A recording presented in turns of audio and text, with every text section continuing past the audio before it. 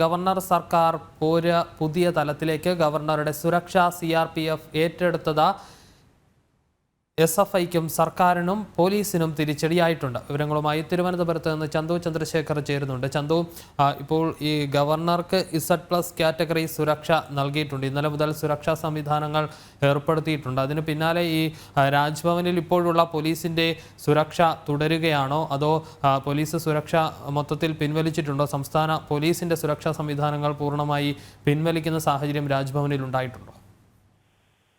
വിഷ്ണു, പൂർണ്ണമായി സംസ്ഥാന പോലീസിന്റെ ഒരു വിന്യാസം അവിടെ നിന്നും മാറ്റിയിട്ടില്ല. പക്ഷെ കഴിഞ്ഞ ദിവസം വൈകുന്നേരത്തോടു കൂടി തന്നെ ഗവർണറുടെ സുരക്ഷയുമായി ബന്ധപ്പെട്ട് ആ സ്ഥാനം CRPFന് പോലീസ് കൈമാറിയിട്ടുണ്ട്.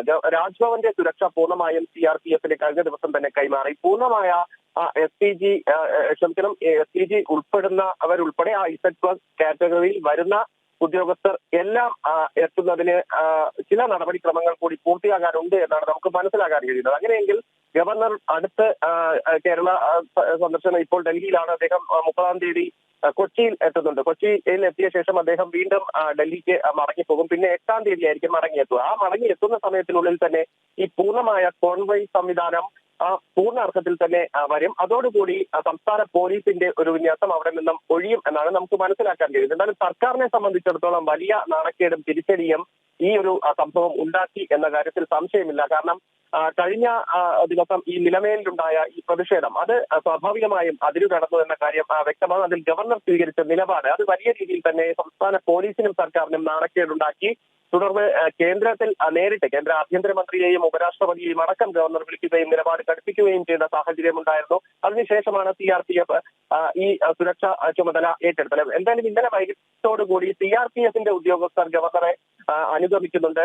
കഴിഞ്ഞ ദിവസം പട്ടത്തുണ്ടായിരുന്ന പരിപാടിയിലും അതിനുശേഷം എയർപോർട്ടിലേക്ക് അദ്ദേഹം പോയ സമയത്തുമൊക്കെ CRPFന്റെ സുരക്ഷ ഉണ്ടായിരുന്നു. പൂർണ്ണമായ കോൺവോയ് സംവിധാനം വരുന്ന ദിവസങ്ങളിൽ തന്നെ എത്തും. എന്തായാലും അതിനുശേഷവും പ്രതിഷേധം തുടരുമെന്ന് SFI വ്യക്തമാക്കിയിട്ടുണ്ട്. അങ്ങനെയെങ്കിൽ CRPF നിന്നും ഈ സുരക്ഷാ ഉദ്യോഗസ്ഥരിൽ നിന്നും കൃത്യമായ നടപടി ഉണ്ടാവും. നേരത്തെ നമുക്കറിയാം പോലീസ് ഈ പ്രതിഷേധക്കാരെ പ്രതിരോധിക്കുന്നതിൽ അല്ലെങ്കിൽ അവർക്കെതിരെ നടപടി സ്വീകരിക്കുന്നതിൽ ഗുരുതരമായ വീഴ്ച വരുത്തിയിരുന്നു. അത് സംബന്ധിച്ച റിപ്പോർട്ട് ആഭ്യന്തര മന്ത്രാലയത്തിനും ലഭിച്ചിട്ടുണ്ട്. അതനുസരിച്ചാണ് ഇപ്പോൾ സുരക്ഷ CRPFന് കൈമാറിയിരിക്കുന്നതും. അപ്പോൾ പോലീസ് ഇത്തരത്തിൽ ഗുരുതരമായ വീഴ്ച വരുത്തിയ സ്ഥാനത്ത് CRPF എത്തുകയും അത് ഗവർണർക്ക് കൃത്യമായ സുരക്ഷ ഏർപ്പെടുത്തുകയും ചെയ്യുമെന്ന കാര്യത്തിൽ സംശയമില്ല. ഇപ്പോൾ തന്നെ സർക്കാരിൽ നിന്നും അവരുടെ ഒരു നാണക്കേട് മറയ്ക്കുന്നതിന് വേണ്ടി പല വിമർശനങ്ങളുമായി CPM നേതാക്കളും ഒക്കെ തന്നെ രാവിലെ മുതൽ രംഗത്ത് വരുന്നുണ്ട്. കാര്യം ഗവർണറെ സംബന്ധിച്ചിടത്തോളം അദ്ദേഹം കൃത്യമായ നിലപാട് ഇവിടെ സ്വീകരിച്ചിട്ടുണ്ട്. ആദ്യഘട്ടത്തിൽ തിരുവനന്തപുരത്ത് വെച്ച് നടന്ന ആ പ്രതിഷേധ സമയത്തും അദ്ദേഹം പുറത്തേക്ക് വരുന്നു.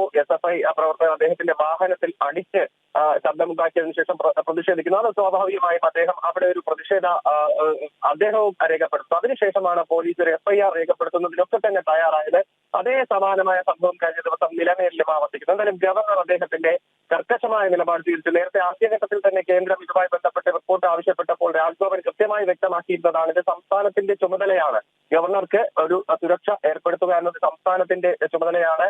അത് സ്വാഭാവികമായും അവർ നിർവഹിക്കേണ്ടതാണ് എന്ന മറുപടി രാജ്ഭവൻ ആദ്യമേ നൽകിയത്. പക്ഷെ ഇന്നത്തെ സംഭവം തികച്ചും അനവസരത്തിൽ ഉള്ളതായിരുന്നു എന്ന ഒരു വിലയിരുത്തലിൽ ഗവർണർ എത്തിച്ചേർന്നിട്ടുണ്ട്. അതുകൊണ്ട് തന്നെയാണ് അദ്ദേഹം അവിടെ വെച്ച് തന്നെ ഉത്തരവാദിത്തപ്പെട്ടവരെ വിളിച്ചത്, കേന്ദ്രവുമായി ബന്ധപ്പെട്ട് ഇക്കാര്യങ്ങളെല്ലാം സംസാരിച്ചതും അതിനുശേഷം CRPFന്റെ ഉദ്യോഗസ്ഥർ എത്തിയതും. എന്തായാലും ഗവർണർ കഴിഞ്ഞ ദിവസത്തിൽ വ്യക്തമാക്കിയിരുന്നു താൻ അത് അങ്ങോട്ട് ആവശ്യപ്പെട്ടിട്ടില്ല എന്ന് വ്യക്തമാക്കിയിരുന്നു. പക്ഷെ അത് സ്വാഭാവികമായും ഗവർണർക്ക് നേരെ ഉണ്ടാകുന്ന ഇത്തരം നിരന്തരമായ അദ്ദേഹത്തിന് ഒരുക്കുന്ന സുരക്ഷയിൽ വരുന്ന സംസ്ഥാന പോലീസിന്റെ വീഴ്ച അതിവിടെ കൃത്യമാണ്.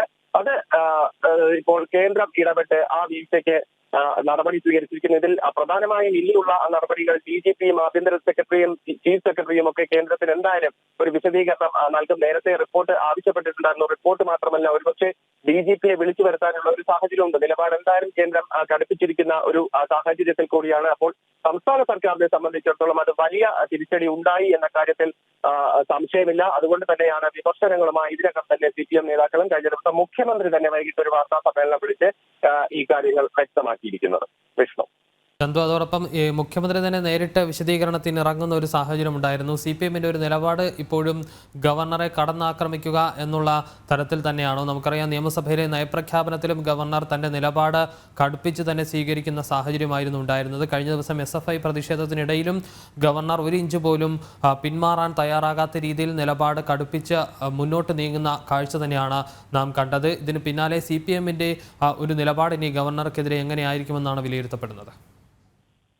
വിഷ്ണു, നയപ്രഖ്യാപന പ്രസംഗവുമായി ബന്ധപ്പെട്ട് ഗവർണർ നയപ്രഖ്യാപന പ്രസംഗം ഒറ്റ മിനിറ്റിൽ അവസാനിപ്പിച്ചു എന്ന വിമർശനം അതിനുശേഷം ചേർന്ന LDF പാർലമെന്ററി പാർട്ടി യോഗത്തിൽ ചർച്ച ചെയ്തിരുന്നു. അന്ന് മുഖ്യമന്ത്രിയും മന്ത്രിമാരും അടങ്ങുന്നവർ അവിടെ ഈ വിഷയം ചർച്ച ചെയ്യുകയും ഈ വിഷയത്തിൽ ഗവർണർക്കെതിരെ വലിയ വിമർശനം വേണ്ട എന്ന തരത്തിൽ ഒരു തീരുമാനത്തിലേക്ക് എത്തുകയും ചെയ്തിരുന്നു. അതനുസരിച്ച് AKG സെന്ററിൽ നിന്നും പുറത്തു വന്ന മന്ത്രിമാർ അദ്ദേഹത്തിന്റെ അവസരം അദ്ദേഹത്തിന് ഇഷ്ടമുള്ളതുപോലെ, കാരണം ഗവർണറുടെ ഇതിൽ വരുന്നതാണ്, അതുകൊണ്ട് തന്നെ അദ്ദേഹത്തിന്റെ നിലപാടനുസരിച്ച് അദ്ദേഹത്തിന് ഇഷ്ടമുള്ളതുപോലെ നയപ്രഖ്യാപന പ്രസംഗം വായിക്കാം. അത് വായിച്ചാലും ഇല്ലെങ്കിലും സഭാരേഖകളിൽ വരും എന്ന ആ കാര്യം വ്യക്തമാക്കി. പക്ഷെ അതിനുശേഷം CPM ഈ ഗവർണർക്കെതിരായ വിമർശനങ്ങൾ ഏറ്റെടുക്കുന്നു.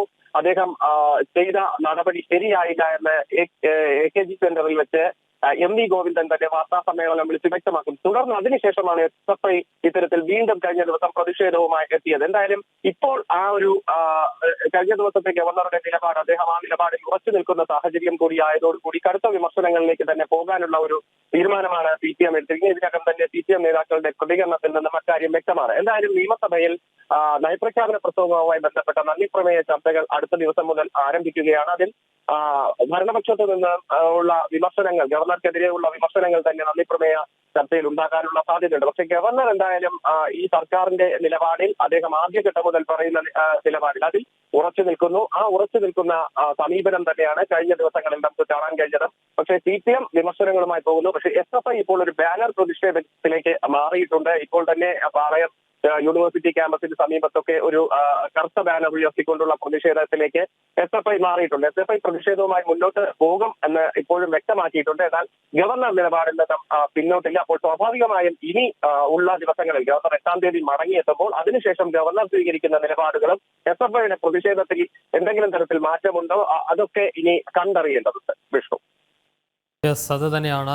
ഗവർണർ സർക്കാർ പോര് മറ്റൊരു തലത്തിലേക്ക് നീങ്ങുകയാണ്. Z+ കാറ്റഗറി സുരക്ഷ ഏർപ്പെടുത്തിയതിൽ സർക്കാരിന് വലിയ തിരിച്ചടിയും ദേശീയ തലത്തിൽ പ്രതിച്ഛായ ഉൾപ്പെടെ നഷ്ടപ്പെടുന്ന സാഹചര്യവും നിലനിൽക്കുകയാണ്. ചന്തു ചന്ദ്രശേഖരാണ് വിശദാംശങ്ങൾ നൽകിയത്.